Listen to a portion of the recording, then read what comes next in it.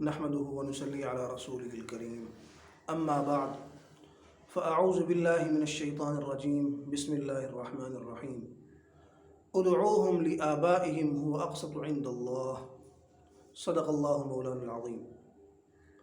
اللہ تبارک و تعالی نے قرآن کریم کی اس آیت کے اندر مولود بچوں کے متعلق احکام بیان فرمائے کہ بچوں کو ان کے والدین کے نام سے پکارا جائے۔ ہمارے ہاں بچوں کی پیدائش ہوتی ہے، بچوں کی پیدائش پر ہمیں یہ معلوم نہیں ہوتا کہ آیا دین اسلام نے ہماری رہنمائی کیا کی ہے۔ تو ہمارا آج کا موضوع انہی معاملات کی طرف رہنمائی کرنا ہے قرآن و حدیث کی روشنی میں۔ آپ صلی اللہ علیہ وسلم نے فرمایا کہ سب سے پہلا تحفہ جو والد اپنے بیٹے کو دیتا ہے وہ اس کا اچھا اور خوبصورت نام ہے۔ تو والد کو چاہیے کہ وہ بہترین ناموں میں سے، بامعنی ناموں میں سے اپنے بچے کا نام رکھے۔ یہ والد کی طرف سے اس کا پہلا تحفہ۔ حدیث میں کہ جب بچہ پیدا ہو تو پیدا ہوتے ساتھ ہی سب سے پہلے اس بچے کے دائیں کان میں آذان اور بائیں کان میں اقامت کہی جائے۔ یہ پہلے دن کا کام ہے۔ اس کے بعد پھر جو اس کی والدہ ہے وہ باوضو ہو کر، اگرچہ اس وقت وضو جو ہے نا وہ پاکی کے حال میں موجود نہیں ہوتے، لیکن وضو کر لینا زیادہ بہتر ہے۔ باوضو ہو کر وہ بچے کو دودھ پلانا شروع کرے بسم اللہ الرحمن الرحیم پڑھ کر۔ حدیث شریف میں آتا ہے کہ جو بھی والدہ وضو کر کے اور بسم اللہ پڑھ کر اپنے بچے کو دودھ پلاتی ہے، اللہ تبارک و تعالیٰ ایک ایک قطرے کے اوپر ایک سال بے ریا عبادت کا ثواب عطا فرماتے ہیں۔ کتنا بڑا مقام عطا فرماتے ہیں۔ پھر اس عورت کو چاہیے کہ وہ 40 دن نفاس کا انتظار کرے کہ نفاس کا خون بند ہو جائے۔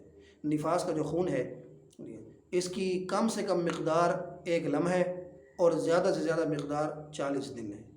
بس اوقات ایسا بھی ہوتا ہے کہ تیسرے دن، چوتھے دن، 10ویں دن وہ خون آنا بند ہو جاتا ہے۔ تو لہذا جب وہ خون آنا بند ہو جائے تو بس اب یہ عورت پاک ہے، اب اسے فوراً نہا لینا چاہیے اور 40 دن پورے کرنے کا انتظار نہیں کرنا چاہیے۔ اور بس اوقات ایسا ہے کہ 40 دن سے بھی کام اوپر چلا جاتا ہے، 41، 42، 45 دن ہو جاتے ہیں۔ تو وہ جو 40 دنوں سے جو کام اوپر جائے گا وہ بیماری کا خون ہوگا، وہ نفاس کا خون شمار نہیں ہوگا۔ تو والدہ کو چاہیے کہ پھر وہ 40ویں دن جو ہے وہ غسل کر لے۔ یہ اہم مسئلہ ہے انتہائی۔ اس کے بعد 7ویں دن جو ہے، بچے کی پیدائش کے 7ویں دن ہم نے کیا کام کرنا ہے؟ سب سے پہلے اس بچے کے جو بال ہیں، سر کے بال، وہ مونڈنے ہیں۔ سر کے بال مونڈ لیے، پھر ان بالوں کا ہم نے وزن کرنا ہے۔ اس وزن کے بقدر ہم اللہ تعالیٰ کی راہ میں چاندی خرچ کریں گے کہ وہ وزن جتنے کا وہ وزن ہوگا اتنے کی ہم اس وزن کے برابر ہم چاندی اللہ تبارک و تعالیٰ کے راستے میں دیں گے۔ یہ اس بچے کی طرف سے صدقہ بھی ہو جائے گا اور بیماریوں سے حفاظت بھی ہو جائے گا۔ اور پھر 7ویں دن والد جو ہے جو دوسرا کام کرے گا وہ بچے کا خوبصورت نام رکھنا ہے۔ 7ویں دن کیا کام ہو گیا؟ سب سے پہلے اس کے سر کے بال مونڈے جائیں گے۔ دوسرا کام، بالوں کے برابر چاندی صدقہ کی جائے گی۔ اب کیونکہ آج کل چاندی ہے نہیں، لوگ چاندی نہیں دیتے، تو جو چاندی بنے گی اس جتنے گرام کے بال ہوں گے اتنے گرام چاندی کا حساب لگا کر ہم قیمت اللہ تعالیٰ کے راستے میں صدقہ کر دیں گے۔ یہ دوسرا کام ہو گیا۔ تیسرا کام، والد اپنے بچے کا بہترین اور خوبصورت نام رکھے گا، اور نام رکھنا یہ والد کا حق ہے۔ والدہ بھی نام رکھ سکتی ہے، دادا بھی رکھ سکتے ہیں، کوئی اور بھی رکھ سکتا ہے، لیکن شریعت نے جو حق عطا کیا ہے وہ والد کو عطا کیا ہے کہ والد کا حق ہے وہ اپنے بچے کا نام رکھے۔ اب اس کے بعد جو اگلا مرحلہ ہے، اگلا کام ہے، وہ 7ویں دن عقیقہ کرنا ہے۔ آپ صلی اللہ علیہ وسلم نے فرمایا کہ 7ویں دن عقیقہ کرنا یہ ایسا ہے کہ گویا کہ اللہ تبارک و تعالیٰ کے حضور اگر وہ بچہ ہے تو اس بچے کے 2 جانور، اس کی طرف سے 2 جانور عقیقہ کیے جائیں گے، 2 بکریاں عقیقے کے طور پر دی جائیں گی اگر وہ لڑکا ہے تو۔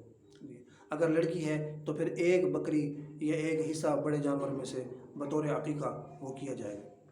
تو حدیث شریف میں ہے کہ جس شخص نے اپنے بیٹے کی طرف سے یا اپنی بیٹی کی طرف سے عقیقہ کر دیا تو اللہ تبارک و تعالیٰ اس جانور کے بال کے بدلے اس بچے کے بالوں کی حفاظت فرماتے ہیں، اس کی کھال کے بدلے بچے کی کھال کی حفاظت فرماتے ہیں، اس کی آنکھ، ہاتھ، پاؤں، کان، منہ، یہاں تک کہ تمام اعضاء کے بدلے اس بچے کے تمام اعضاء کی حفاظت فرماتے ہیں، اور اس بچے کی روح کے بدلے، اس جانور کی روح کے بدلے اللہ تبارک و تعالیٰ اس بچے کی روح بخش دیتے ہیں، یعنی اس بچے کو لمبی زندگی عطا فرماتے ہیں۔ یہ اس کی سب سے بڑی برکت ہے۔ پھر آپ نے فرمایا کہ جب بچہ پیدا ہو جائے تو اس کے فوراً بعد اگر دائیں کان میں اذان اور بائیں کان میں اقامت کہہ دی جائے تو اللہ تبارک و تعالیٰ الصبیان ایک بہت بڑی بیماری ہے جی ہاں، اس سے اللہ پاک اس بچے کی حفاظت فرما لیتے ہیں جی ہاں۔ اور آج کل جو علماء ہیں صلحاء ہیں وہ فرماتے ہیں کہ جو الصبیان ہے یہ تھیلیسیمیا سے ملتی جلتی ایک بیماری ہے جی ہاں، تو بہت خطرناک بیماری ہے، تو اللہ تبارک و تعالیٰ ان چیزوں سے اس بچے کی حفاظت فرما دیتے ہیں۔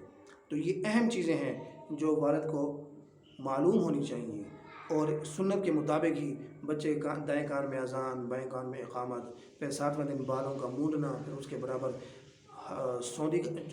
چاندی کا حساب لگا کر وہ اللہ تعالیٰ کے راستے میں پیسے خرچ کرنا جی ہاں، پھر عقیقہ کرنا، بچے کا خوبصورت نام رکھنا، اور اس کے بعد پھر لگاتار 2 سال چاند کے حساب سے بچے کو دودھ پلانا، یہ ماں کا حق ہے کہ ماں جو ہے اپنے بچے کو لگاتار 2 سال جو ہے وہ چاند کے حساب سے دودھ پلائے گی، اور 2 سال سے 1 دن بھی اوپر نہیں کرے گی جی ہاں، 1 دن بھی اگر اس نے اوپر کر دیا تو یہ پھر گناہ میں شامل ہوگا۔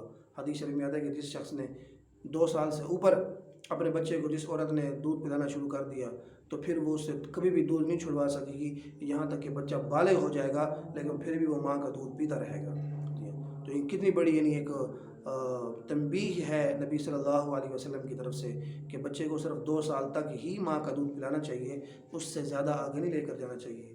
بعض خواتین جو ہیں وہ تھوڑا سا تساہل کا شکار ہو جاتی ہیں، سستی کر جاتی ہیں اس معاملے میں، یہ بچہ رو رہا ہے تو بچے کو 2 سال کے بعد بھی دودھ لگاتار پلاتی رہتی ہیں کئی ماہ تک، تو یہ قرآن و حدیث کی روح سے یہ اچھا عمل نہیں ہے، نبی صلی اللہ علیہ وسلم نے سختی سے منع فرمایا۔